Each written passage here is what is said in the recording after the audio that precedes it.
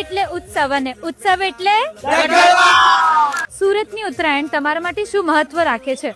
ખૂબ જ અમારું ઉત્તરાયણ સાથે જ અમારું આખું એ જોડાયેલું છે, એટલે અમને તો ઉત્તરાયણ ખૂબ જ પ્રિય છે. કે આ જે છે ને પર્વ એ આખા શહેરના લોકો ઉજવે છે. સુરતમાં લોકો ખાવા પીવાના હોશિયાર નથી, પણ પતંગ ચગાવવા માટે, ઘારી માટે, ભૂસા માટે, અરે પોંક માટે બી લાઈનો ને લાઈનો લગાવે છે. તમે કેટલા વર્ષોથી ડબગરવાડમાં પતંગ વેચો છો? દુકાન અમારી 90 વર્ષ જૂની છે અહીંયા. લગભગ અમારા બાપ દાદા વખતે તો 50 વર્ષ 60 વર્ષ ઉપર થઈ છે. સુરતવાસીઓની પતંગ પસંદગીમાં છેલ્લા વર્ષોથી શું ફેરફાર આવ્યો છે?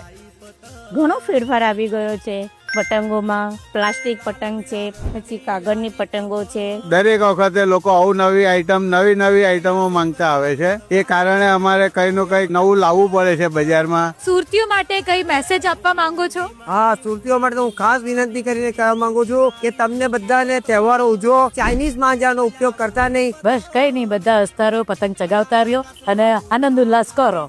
આ છે સુરતનો ડબગરવાડ. તમે પતંગ અને ફિરકી ક્યાંથી લેવાનું પ્રિફર કરો છો? અમને કોમેન્ટ સેક્શનમાં જણાવો.